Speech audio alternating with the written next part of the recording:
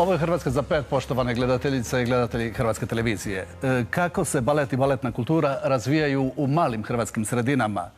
Naše adrese su Facebook Hrvatska za pet i mail hrvatskazapet@hrt.hr, a izvrsne baletne pedagoginje i mlade anđelske balerine s nama su večeras u studiju Hrvatske za pet.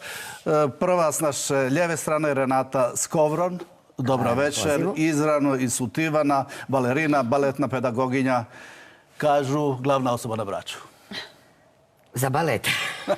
To da, za balet. Za balet i za ovu mladu prekrasnu djecu koja mogu ostvariti... Imaju volje plesat pa im mi to omogućujemo, samo to.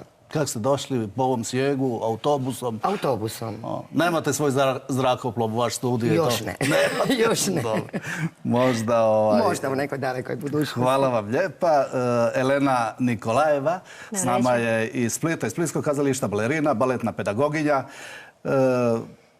Rođeni... U Sankt Peterburgu, u Rusiji. U Rusiji, završili sve najbolje škole. Jesam. Smatram je. Pa se cijeli svijet poznaje Rusije po baletu i po toj školi. Ja završila tu akademiju u Vaganovoj u Sankt Peterburgu. Prvo kao plesačica i s tim diplomom došla ovdje u Split raditi. A kad već se postala balerina u ansambla HNK Split, u tom periodu studirala na fakultetu za pedagogiju baleta, klasičnog baleta, karakternog i tako dalje. Svih tih disciplina koje se postoje u baletnoj školi. Ako od sljedeće godine vi, Renata, pokrenete baletnu školu u Splitu, onda će to biti prava stvar. Nadam se da. Znate, ja što smatram je polovičiti posao, pa će dati polovičite rezultate. Tako da ja mislim od početka treba krenuti ozbiljno i tada mi ćemo imati svojih domaćih hrvatskih balerina, kvalitetnih. To je moja mašta, ja sanjam to. Mislim, i ne vidim razloga iz koje bi u Splitu to nije moglo.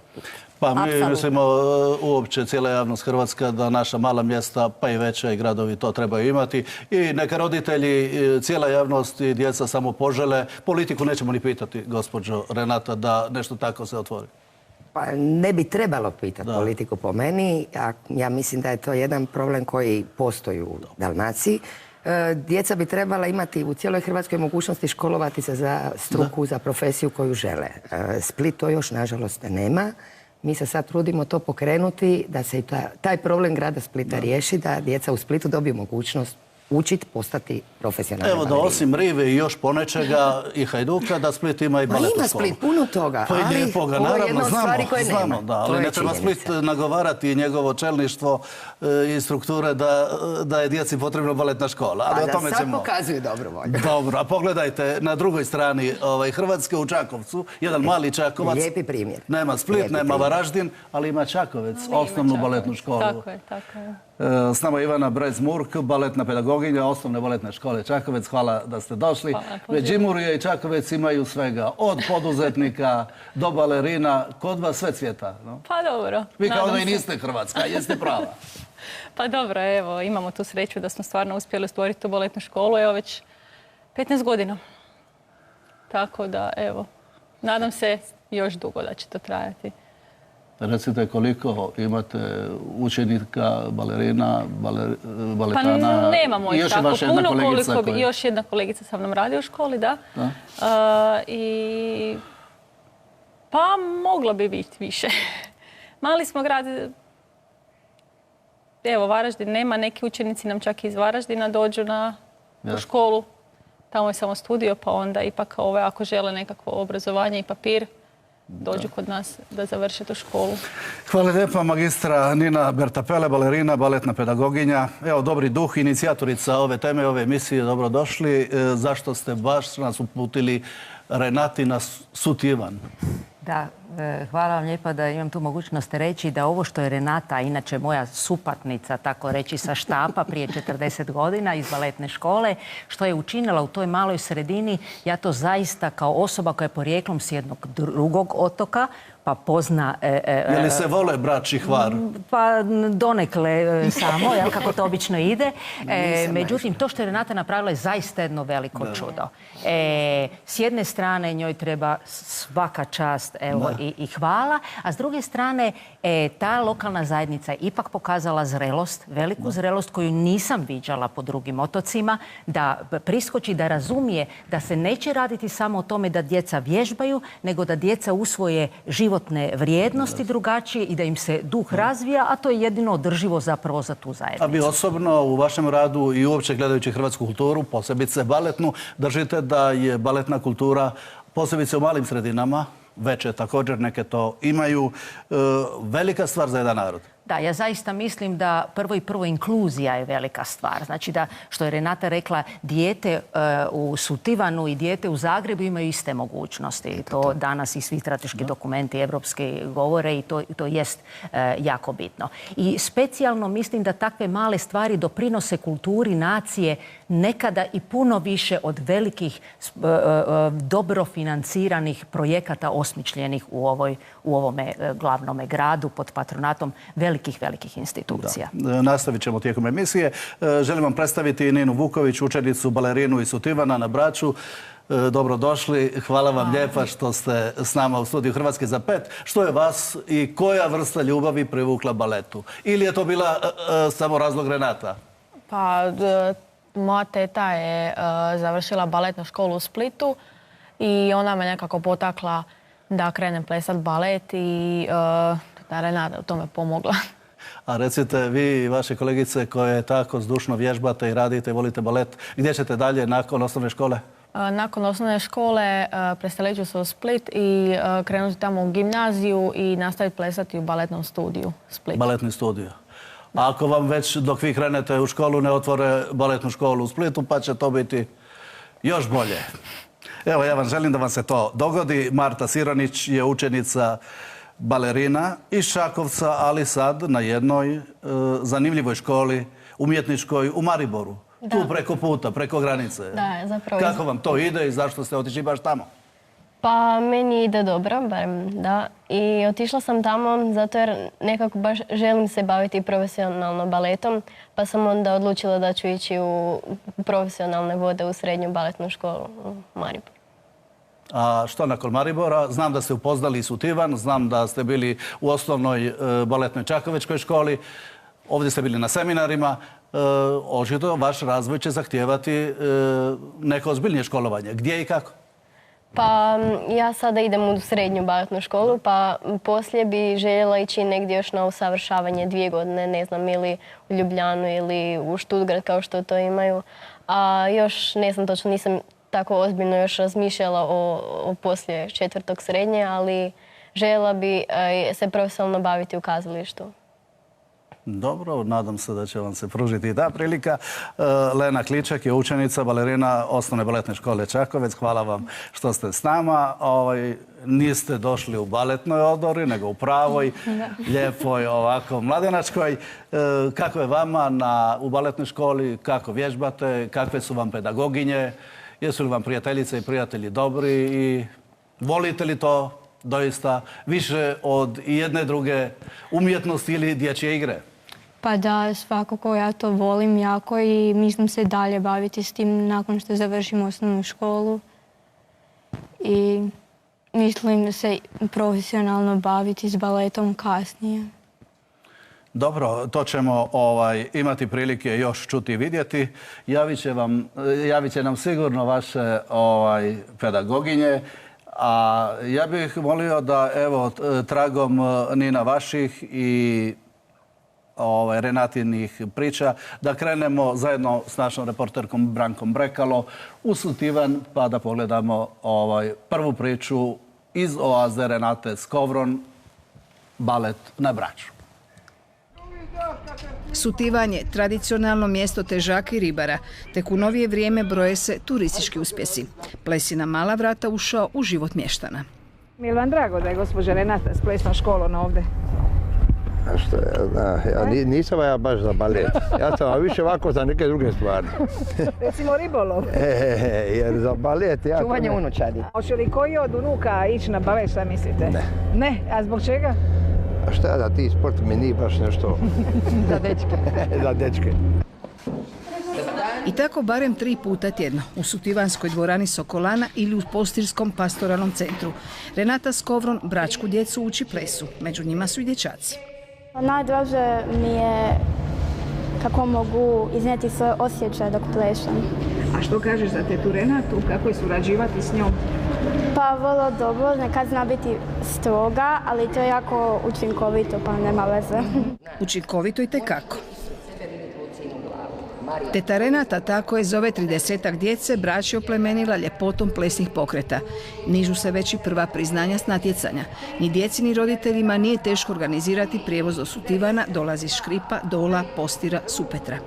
Super je i nama to omogućava da nam budu jednake šanse kao i dici i roditeljima u većim gradovima. Jer ovo je ipak jedno čudo da imamo u jednom malom, na otoku, školu baleta koja već i osvaja i nagrade, ide odlično. Ako ljudi preko zime imaju se čime baviti, pa djeca baletom, sad imate i odbojku i druge sportove, onda možemo biti uvjereni da će šta manje razmišlja o odlasku otoku. Što je važno za život na našim otocima. Lako je ljeti. Tada je Sutivan domaćin Međunarodne baletne škole u organizaciji udruge Renate Skovron. Seminare vode vrhunski pedagozi iz više zemalja.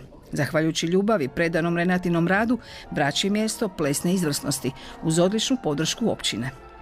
Jer smatramo da je Sutivan u zadnjih 5 godina od kad se baletna škola u Sutivanu organizira, postaje prepoznat po tom okupljanju i postaje prepoznatljiv na Braču. I na to smo strašno ponosni. Bolji, sadržajniji život mladih otočana zimi, jedna od najvažnijih zadaća plesnih okupljanja. Treninge imamo u Postira, a kad su dodatne probe, onda se dogovorimo za prijevoz i tako. Ako roditelji pretpostavljaju? Da.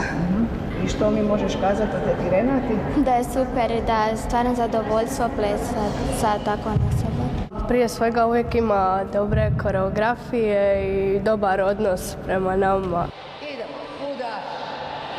Dobro je, samo što ponekad se dere jer smo dosta glasni. Drugo je sve okej. Da, pa mislim dobro je, samo što onako ne traži puno od nas i imamo baš dobar odnos. I Nina i Supetra među boljima je u grupi. Pred njom su čak 4 nastupa u Opatiji u ožujku na prestižnom plesnom natjecanju. Balet mi pomaže da se makne od ovih problema, od škole i da radi na ono što volim. Teta Renata je legenda, u biti osoba, institucija tu na otoku. Radi puno s djecom, puno sebe ulaže u to i eto mi bi joj zahvalili za svu njenu brigu i ljubav koju pruža našoj djeci. Mnogima su plesna druženja užitak odrastanja, a neki će, vjerujemo, nakon prvih baletnih koraka naučenih na Braču uz tetu Renatu zaplesati na uglednim svjetskim pozornicama.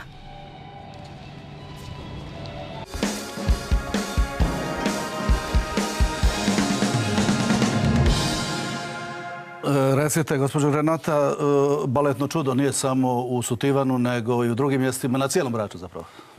Trenutno je Sutivan, Supetar, prvenstveno zapravo najviše Supetar, Postira i Sutivan. Bilo je i drugih mjesta, ali trenutno je tako. Ja volim raditi odgovorno, više od toga ne mogu stići jednostavno. Jedino ko će večeras biti ljubomoran na vas su Splićani. Zašto? Koji će sljedeće godine dobiti baletnu školu. Eto, radimo i za njih nešto, trudimo se. Što je u temelju tog baletnog čuda? Da vidimo samo u nekoliko rečenica vaše obiteljsko i profesionalno stablo, vaši temelji i vaša ljubav za balet i baletnu kulturu i ove mlade ljude. Moji temelji su znači upravo baletna škola u Zagrebu i za razliku od možda 99% curica koje su došle u baletnu školu i sanjale da budu bijeli labudovi, ja sam prvi dan baletne škole sanjala da budem ono što je moja profesorica, da ja djecu učim raditi.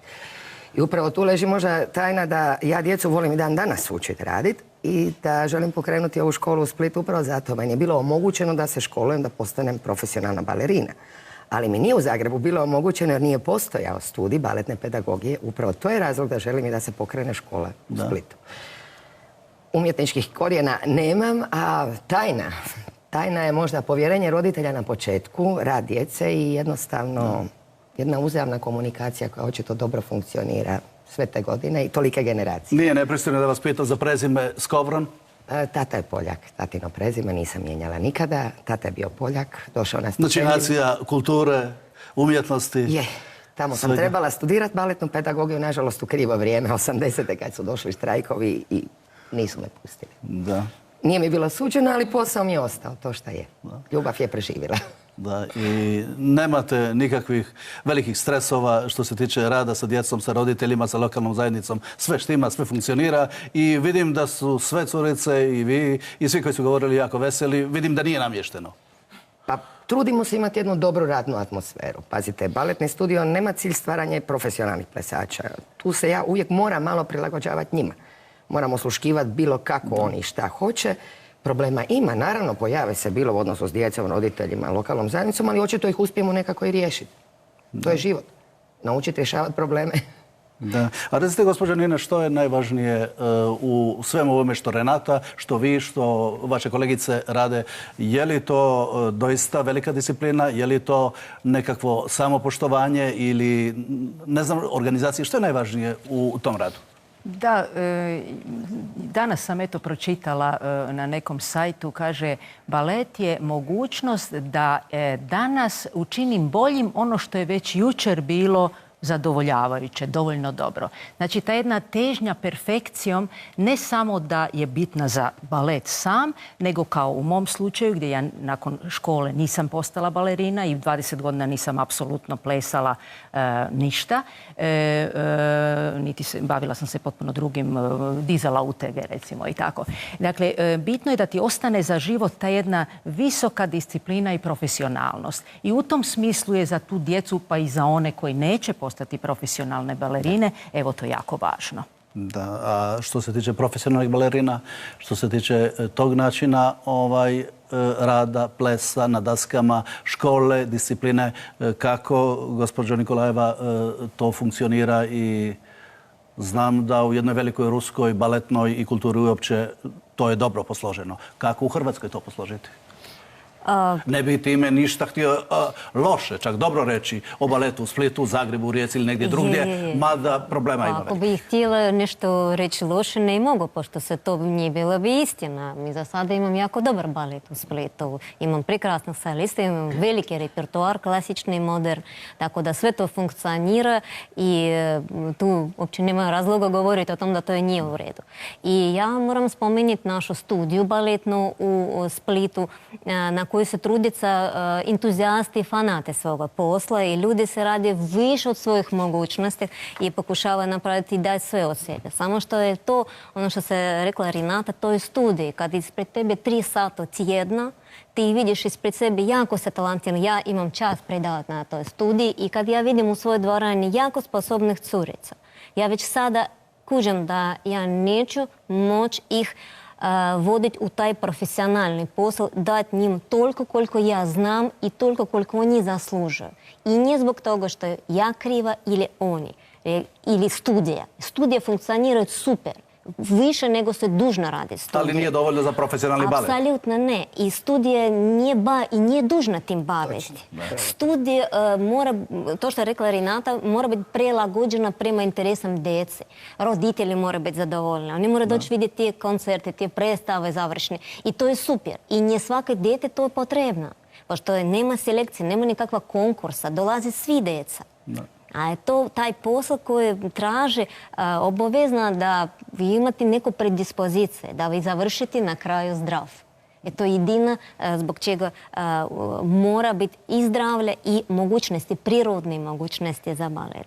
Tako da u Splitu postoje puno dobrih plesača i mi se puno radimo, puno trudimo se i puno ljudi koji bi mogli pokrenuti. Mi ne govorim sada o školi kao o škola za mene ili škola za Renatu. Tamo mora sudjelati puno ljudi.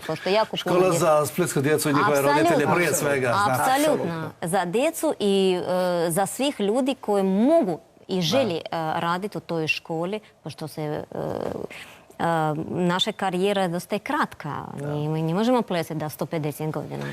Mi možemo nakon već sutrašnjeg dana očekivati izjavu dogradonačelnice Splita da će rado već u sljedećoj sezoni otvoriti baletnu školu u Splitu. Evo, vidjet ćemo hoće li se sa takvim nekom dobrom idejom. Ne vidim razloga da ne bi rekla. Da.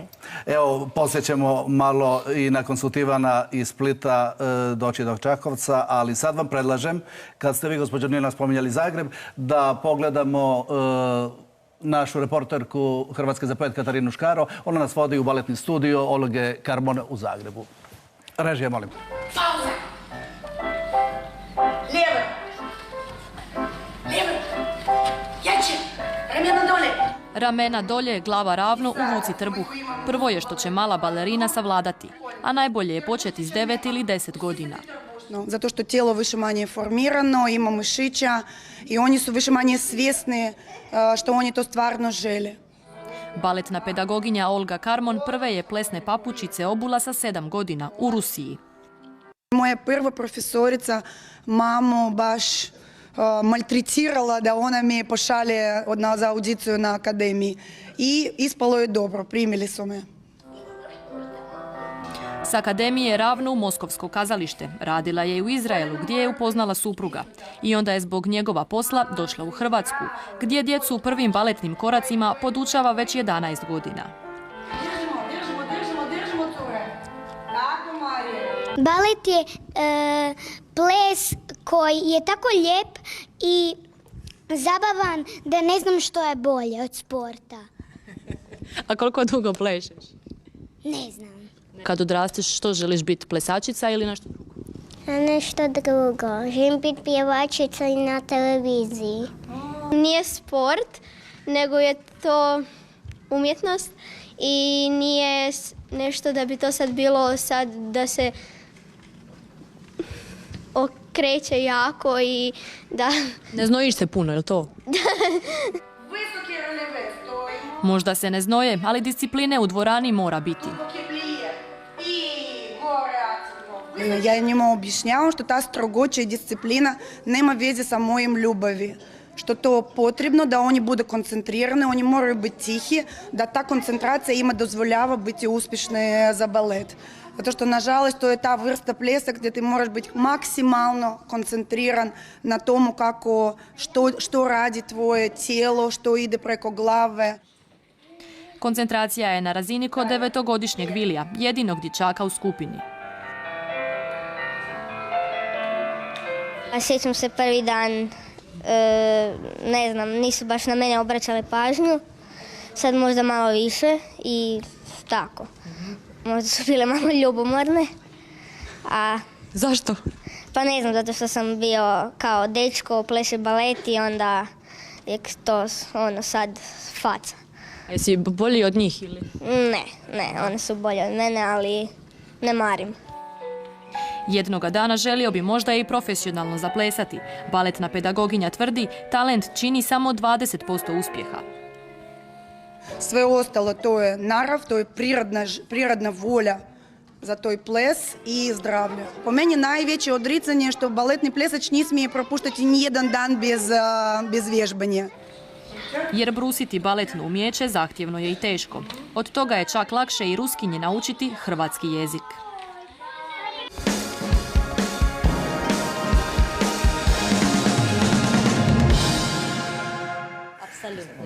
Recite, gospođa Jelena, što? Djeca vas bolje razumije? Puno bolje, pošto su roditelji ponekad kaže, jer kako oni vas razumiju? Ja nju pitam svoju curu, a on kaže, pa nema problema, mama, sve mi je jasno, što tebe nije jasno da... Eto, tako. A recite, baš disciplina, koncentracija, to mora biti strogo, vrhunski, nema inače pravog baleta? No, da. Je disciplina u osnovi, ja mislim disciplina nije samo u osnovi škole, nego u osnovi teatra inače. Pošto svi su umjetniki, oni imaju svoj svijet. I ako ti to pustiš, to nema pojma gdje će biti na kraju. Disciplina je i u temelju života, zar ne? Disciplina i mjera. Apsolutno, apsolutno. A znate šta, ovi posao odabere ljudi za kojih to život. A kad za vas je vaša profesija, to i hobi, i vaš život, i tu nema problema. Uopće to. Ti ne osjetiš da to je teško, da to je previše radiš, pa da ti moraš biti duže u dvorani, ti si znojiš se, tebe nešto bole. Kad ti nešto bole, onda znači ti živ. I to je to. I onda ti krenješ dalje, ti si cijelo sretna. Ali ti momente kad ti izađe na pozornicu, ja ne znam što može biti ljepše u životu. I kad ja sad imam čast... Što je to? Osmijeh, ljubav, razdragano srce?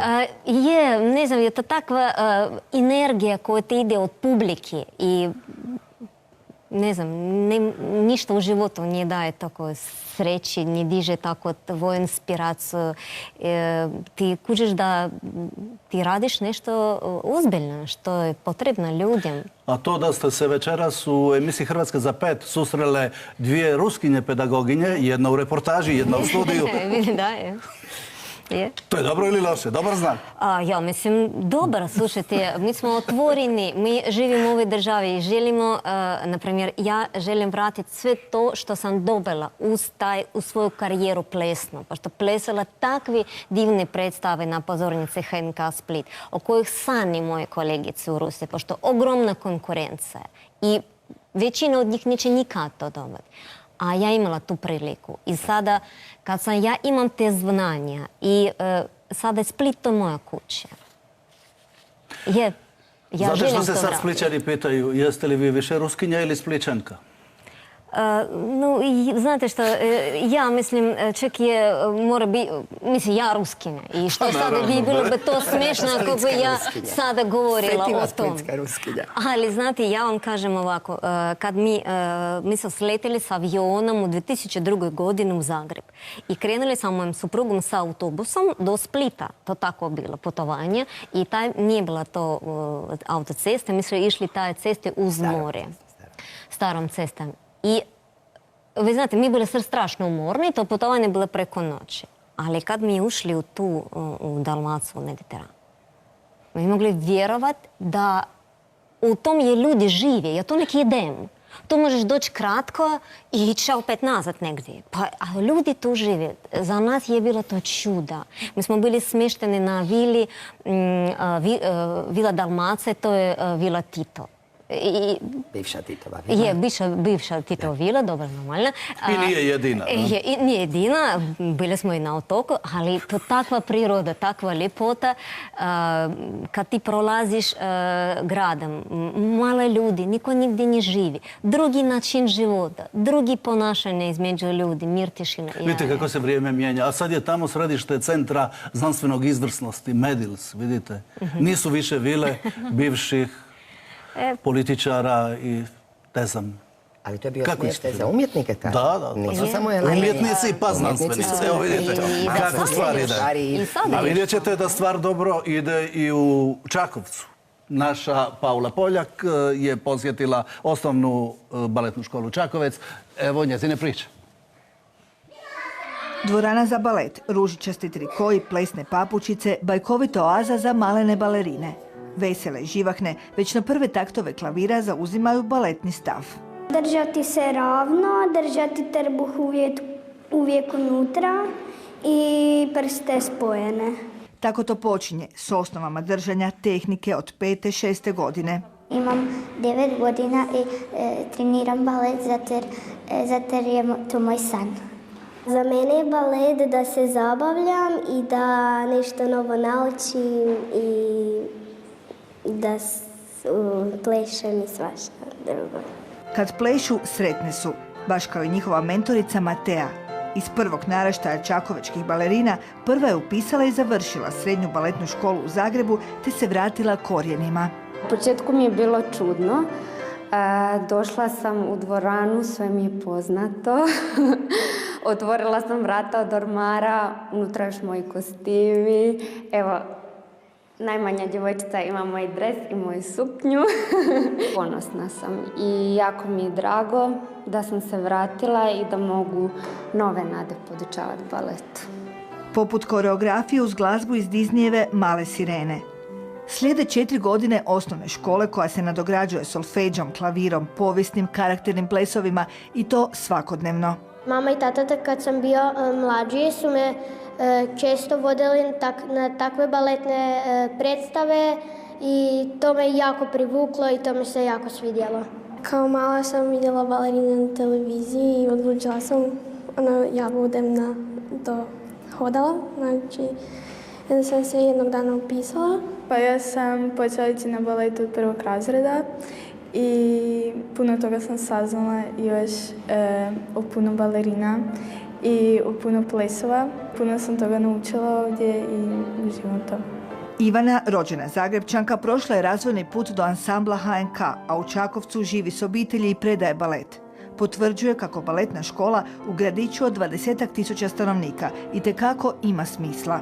Mislim da djeci puno znači da imaju prilike uopće probati nešto takvo, pogotovo time što se mi stalno trudimo i često imaju nastupe pred publikom. To im je definitivno jedno posebno iskustvo. Kostimi, pozornica, publika. Često idemo u kazalište, god je neka predstava ili u Čakovcu ili u Zagrebu, potrudimo se otići pogledati, tako da isto mi doželje otići u HNK Zagreb, pogledati taj kako izgleda kazalište, kako izgleda pravi balet.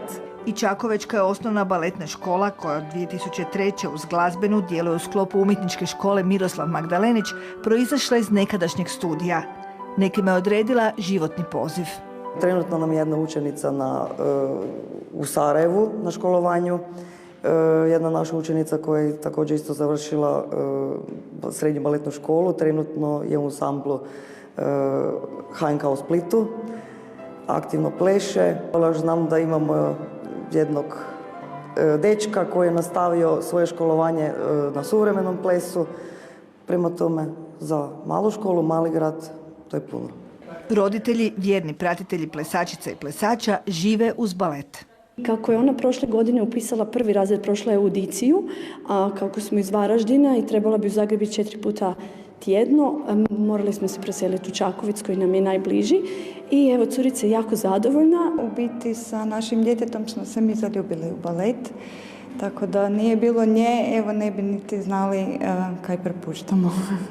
A što se djece tiče, bilo da se samo upoznaju s osnovama plesa, nauče izražavati pokretom ili pak odaberu balet kao životni poziv, ovo će im iskustvo biti neprocjenjivo.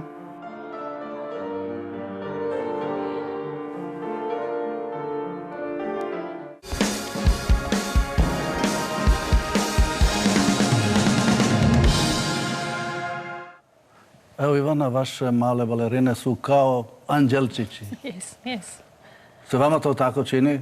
Kad radite s njima? Je, predivno je. Stvarno ta dječja energija, izjave koje one imaju, mislim na satu, stvarno i nasmijete i dati energije za A htjeli ste nam zatajiti, dakle, vi niste Međimurka, vi ste Zagrebčanka. Ja sam također završila, tako je, ja sam također završila osnovnu školu za klasični balet u Zagrebu, osnovnu i srednju. Nekoliko godina radila u ansamblu HNK Zagreb i evo onda završila u Čakovcu. Renata i Nina, recite, kad vidite sve ove, svaki dan s njima radite, ove male anđelice, koja je poruka jednoj hrvatskoj kulturi, jednoj baletnoj Hrvatskoj i onima koji o toj kulturi odlučuju? Kada su pitanje djeca, roditelji, njihov razvoj u životu u društvu. Trebalo omogućiti da se razvijaju dalje. U krajnjoj liniji ja često puta čujem to komentare publike, bilo u Zagrebu, bilo u Splitu. Ansambli su puni stranaca. Otkud balerine ako ih ne školujemo? Otkud dečki ako ih ne motiviramo da dođu u balet? Deficitarna zanimanja sufinanciramo sa nekakvim stipendijama. Ja ne znam za baletne stipendije. Možda dobio neko od nadarene djece ko završi tu srednju školu i onda dobije nekakvu mogućnost daljnjeg doškolovanja negdje vani. Ali to je sve što mi ulažemo u tom smislu balet. Možda bi trebalo više djece motivirati, otvoriti više škola, motivirati ih da plešu i da imamo više svojih plesača u ansambli. Dakle, Nina, više dobre volje, više novca za balet, baletnu kulturu, baletnu pedagogiju i za jedno zdravo kulturno društvo. To bi svakako bilo dobro. Ali evo, samo ako malo vratimo na ovu razinu nižu poticanja djeteta na balet, koji je tako puno odricanja, koji je tako ozbiljan. Ja dolazim iz obitelji muzičara profesionalnih koji nisu me pustili u baletnu školu, jer oni su svakodnevno viđali krvave noge i žene koje ne smiju jesti. Jel? Tako da sam ja vrlo kasno uopće sa 13 godina došla u baletnu školu, preskočila neke... Vaši su sa Hvara graditelji. Moji su preci, eto, Renata ima radost gledati svaki dan u jedan lijepi zvonik u Sutivanu koji su napravili moji preci. Moja majka je inače bila operna solistica opere, pa evo sad sam se, kad gospođa Elena kaže da je specijalan osjećaj kada izađeš na scenu, pa se ja pitam, obzirom da sam prenatalno bila toska, kako sam ja to tada doživjela. Ali evo, vratimo se do djetetu. Zaista treba omogućiti tu ljubav, ne ga pritiskati pretjerano, to je moj sud, jer su to jako velika odricanja, a u svakom slučaju neće ništa loše naučiti, nego će razviti sustav vrijednosti koji balet podržava. Cure, Nina, Marta i Lena, koliko vi dnevno i tjedno posvećujete vremena baletu i koliko je to za vas teret, a koliko doista užitak, odmor i ljubav? Pa idem na balet oko 6 puta tjedno i to po 2 sata. Vikendima idem u Splitu studio na privatne klaseve sa pedagogom. A balet mi je, to je izazov, ali isto je užitak jer pomaže poslije da se maknete od problema iz škole i od ovih socijalnih problema. I života, da. No. Kaže Renata da imate 5-0, a vi mislite problema društva? Društveni problem. Drago mi je da ste i odlična učenica. Savršeno. Recite, i vi, Marta i Lena, koliko vi posvećujete vremena baletu? Ja imam balet svaki dan po 2,5 sata. S tim da još prije dođemo pa se ugrijemo kako se ne bi ozlijedile i tako.